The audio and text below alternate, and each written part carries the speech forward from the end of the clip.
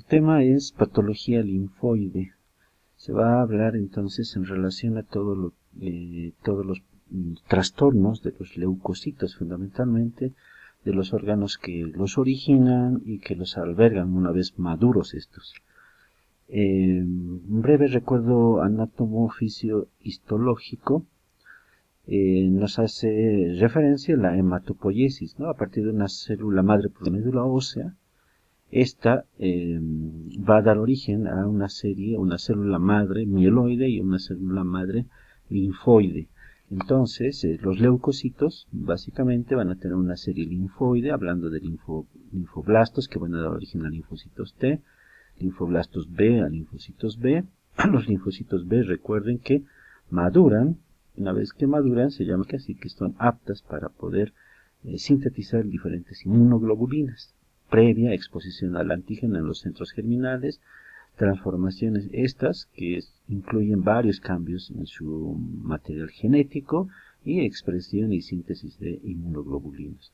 Entonces, por un lado, ¿no? Y la serie mieloide continúa con la formación de glóbulos rojos, de megacariocitos, de todos los granulocitos de la sangre, incluso los monocitos, que son los agranulocitos en este caso. Una alteración en el genoma de estas, una mutación en una serie blástica que forma una serie linfoide o mieloide, va a originar neoplasias. Entonces, de eso trata el tema de patología linfoide.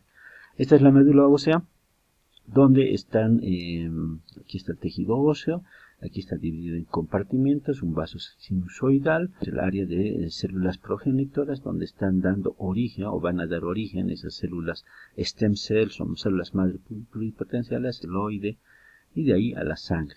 Recuerden que ocupan un espacio en lo que se llama médula ósea roja o médula ósea funcional. ¿De acuerdo? Algunos ejemplos donde podemos observar los proeritoblastos que van a dar origen a los glóbulos rojos, a los granulocitos seguramente, y los megacarioblastos a las futuras plaquetas, ¿no? Lo mismo médula ósea, células adiposas y algunos ya eritrocitos formados a circulación, ¿de acuerdo? Y bueno, aquí hay seguramente algunos nucleados todavía, ¿no? Los famosos reticulocitos. Estos son los granulocitos porque tienen gránulos con diferentes apetencias tintoriales, unos más eosinófilos, acidófilos, otros más basófilos, o por eso se llama célula basófilo, o los neutrófilos que no tienen apetencia tintorial por componentes ácidos o básicos.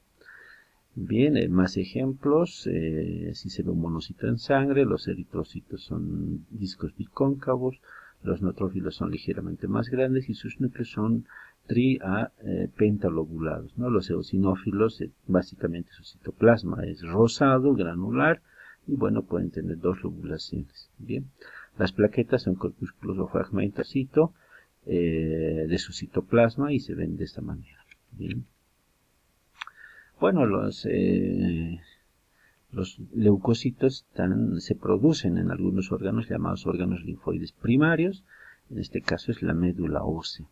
Se capacitan y se forman en algunos casos, en caso del timo, ¿de acuerdo? Entonces por eso se considera todavía órgano linfoide primario, y para los linfocitos T y para los linfocitos B dentro de la misma médula ósea en algún lugar, ¿no? Que todavía no está bien identificado. Esta es una estructura del timo, más que todo la parte celular, donde vamos a observar las células reticulares epiteliales tipo 6 que van a formar estos corpúsculos llamados corpúsculos de Hasal. Ahí van a estar formados ya los linfocitos T maduros, ¿de acuerdo? Después que ya se han formado en la médula ósea, ¿no? Bien, entonces los tejidos linfoides pueden organizarse en órganos encapsulados, ¿no? Con una cápsula bien definida. Ahí tenemos al bazo, al timo, a los ganglios linfáticos y bueno, por su compartimento la médula ósea. O pueden estar difusos, ¿no? Y adheridos o en la lámina propia de los diferentes órganos debajo de sus epitelios. Por eso se llaman tejido linfoide asociado a mucosas. Entonces, o llamado también tejido linfoide difuso, está debajo de varias mucosas, respiratoria, digestiva, urinaria, en conjunto se llama MALT. Desde el punto de vista funcional, donde se forman, ya habíamos mencionado, primarios o centrales, la médula ósea y el timo, o secundarios o periféricos, el bazo, ganglios linfáticos y el tejido linfoide difuso, ¿no? Asociado a mucosa. Lo mismo, de acuerdo, órganos linfoides, primarios, ahí dan origen las células del sistema inmunológico, maduran en el timo, maduran en la médula ósea, en el timo los linfocitos T, en la médula ósea los linfocitos B. Una vez maduros los linfocitos B, se van a ir por la vía sanguínea a acumular en los lugares dependientes o predilectos de linfocitos B, en el ganglio linfático, en el bazo, en el tejido linfoide difuso. Y en caso de los leucocitos, los linfocitos que se han formado en la médula ósea madurarán en el timo, igual irán después los linfocitos T maduros a las áreas timo-dependientes que vamos a mencionar. Bien, otros órganos secundarios, de acuerdo, la amígdala faríngea, ¿no? Las amígdalas como tal, en conjunto hacen lo que se llama placas de Peyer, que puede estar sujeta también a procesos, obviamente, neoplásicos. Los ganglios linfáticos y el vaso, obviamente, son los donde van a activarse los linfocitos T y los linfocitos B. Ahora sí, hablemos de trastornos de los leucocitos. Entonces, ¿qué trastornos pueden tener los leucocitos? Los leucocitos pueden estar disminuidos en cantidad, entonces hablamos de leucopenia. Recuerden que los leucocitos, todos los glóbulos blancos, ¿de acuerdo? Pueden ser multinucleados, mononucleados, ¿de acuerdo? Y estos pueden estar disminuidos o pueden estar aumentados de manera normal en un proceso reactivo a un proceso inflamatorio. Entonces, primero, la disminución, el aumento reactivo de ellos y el aumento neoplásico de ellos. Entonces, esos tres procesos corresponden a los trastornos de los leucocitos. Los leucocitos son el 1% del volumen de elementos formes de la sangre. Bueno, podemos tener más o menos, los leucocitos son entre 5.000 a 10.000 por microlitro. Y bueno, sus valores porcentuales aproximadamente son estos, ¿no? Los neutrófilos son en primer lugar, eosinófilos, basófilos, monocitos y finalmente los linfocitos en distintas proporciones, ¿no? Neutrófilos y linfocitos obviamente serán los más abundantes. Bien. Entonces, las enfermedades de los leucocitos, bueno, pueden involucrar obviamente a los órganos linfoides, es decir, donde pueden o donde finalmente van a residir muchas veces. Entonces hablamos de leucopenia, la disminución de glóbulos blancos en sangre, proliferaciones reactivas, aumentan el número de los leucocitos por procesos inflamatorios, proliferaciones reactivas, o el aumento del número de leucocitos por procesos neoplásicos. Entonces eso tenemos que tomar en cuenta si hablamos de eso. Si hablamos entonces de algunos otros trastornos, algunas alteraciones, entonces ahí está, alteraciones en el número, entonces pueden estar disminuidos, leucopenia o aumentados, leucocitosis. Pueden estar gravemente disminuidos, casi ausentes, entonces podemos, de los neutrófilos, sobre todo, hay un término llamado agranulocitosis. Y si todos los elementos de la sangre, rojos, blancos, plaquetas están disminuidas, hablamos recién de una pancitopenia. Probablemente la médula ósea roja es la que no es funcional o se ha destruido por alguna causa. Neutropenia, los glóbulos, los neutrófilos están disminuidos o neutrofilia incrementados. Lo mismo funcionará para eosinopenia, eosinofilia, vasopenia, vasofilia, monocitopenia, monocitosis, linfopenia, disminución de los linfocitos o linfocitosis. Y bueno, el otro trastorno, plasmocitosis, cuando aumenta el número de plasmocitos, es decir, linfocitos B maduros capaces de sintetizar inmunoglobulinas, es decir, ya han sido sensibilizados con anticuerpos, antígenos y pueden producir específicamente anticuerpos para esos antígenos. Pueden alterarse la forma de los leucocitos en cuanto al núcleo y el citoplasma rápidamente.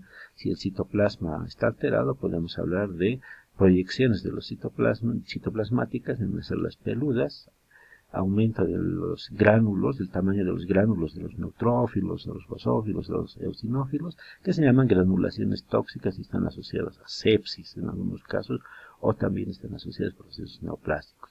Igual, anomalías de Alder-Rayleigh en relación a los gránulos de los granulocitos o en el Cheliak-Higashi. Hay otros también, como el cuerpo de Dole, los bastones de Auer, o las células de LE, ¿no? Aquí vamos a ver un neutrófilo normal. Aquí podemos ver los cuerpos de Dole que están aquí al lado de la membrana celular, estos cuerpos elípticos, o los gránulos, que son muy marcados, que se llaman granulaciones tóxicas o granulación azurófila, los neoplásicos, o en una sepsis también, o formación de vacuolas, seguramente son los lisosomas. Un trastorno igual autosómico recesivo es aquel donde se observan gránulos lisosomales gigantes en unas células granulocíticas. Es parte del síndrome de Cheliak-Higashi. Entonces, esas alteraciones podemos ver. Hay algunos cuerpos igual de Alder-Rayleigh, otro trastorno igual genético, donde son grandes, todos ellos son abundantes y bien notorios, bastante oscuros, ¿no? Trae de trastorno una alteración lisosomal, obviamente, ¿no? Los cuerpos de Dole, que habíamos mencionado, esas inclusiones ovaladas en la periferia del citoplasma, están compuestas, dice, por RNA, ¿no? La tinción clásica para sangre, entonces va a teñirlos de ese color, obviamente. Causas, infecciones, uso de citostáticos, síndromes mieloproliferativos, anemias, quemaduras, embarazo, ¿de acuerdo? Entonces están relacionados con varios, no es específico para. En las leucemias mieloides a veces se pueden ver estos bastones de Auer, que son a manera de proyecciones filiformes, a manera de agujas de color rojo violáceo en el citoplasma. O en las tricoleucemias, ahí están las famosas células peludas, que son proyecciones del citoplasma de los linfocitos. Hay más ejemplos de células peludas en un extendido de sangre periférica, ¿no? Entonces nos puede llamar la atención. O células con núcleos fagocitados, de las células del lupus eritematoso, es un polimorfo nuclear que tiene un núcleo fagocitado dentro de su citoplasma, esas se llaman células del lupus eritematoso, ¿no? Alteraciones en forma del núcleo, el núcleo puede estar mellado, puede tener un aspecto cerebriforme en algunas neoplasias, puede tener dos lóbulos en lo que se llama anomalía de Pelliger-Wett, o pueden estar muy segmentados, ¿no? Ahí vemos las células cerebri que tienen ese aspecto multilobulado, múltiples hendiduras, parte de una enfermedad neoplástica de células T de la piel, síndrome de Sézary, ¿no? Y aquí tenemos otra, una anomalía de Pelliger-Wett. Obviamente puede ser congénita, pero puede haber adquirida en lo que se llama pseudo-Pelliger-Wett. Está adquirida, está en la leucemia mieloide aguda o crónica y en los síndromes mielodispásicos. ¿De qué se trata? Son núcleos de los leucocitos ovulados en cacahuate o en forma de barro. Bien, pueden tener también células en hoja de trébol debido a la infección por el virus de la leucemia T del adulto humana, y vean estos núcleos multilobulados a manera de hoja de trébol, parte de las leucemias o linfomas T del adulto.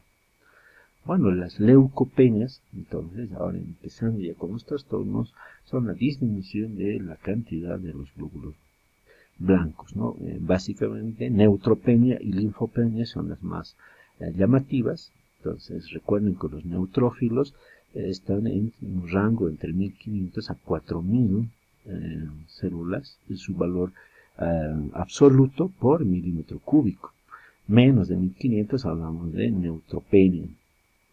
Una neutropenia tan grave, donde existan menos de 200 células por milímetro cúbico o microlitro, como dice aquí, habla de agranulocitosis. Esta disminución de los glóbulos de los neutrófilos puede deberse a una producción baja, reducida e inefectiva, o es que se está eliminando excesivamente en algún foco infeccioso, probablemente periférico. Pueden haber inmunodeficiencias, es decir, que no se formen de manera congénita los neutrófilos, pero son los menos frecuentes. ¿De acuerdo? Entonces, la neutropenia puede ser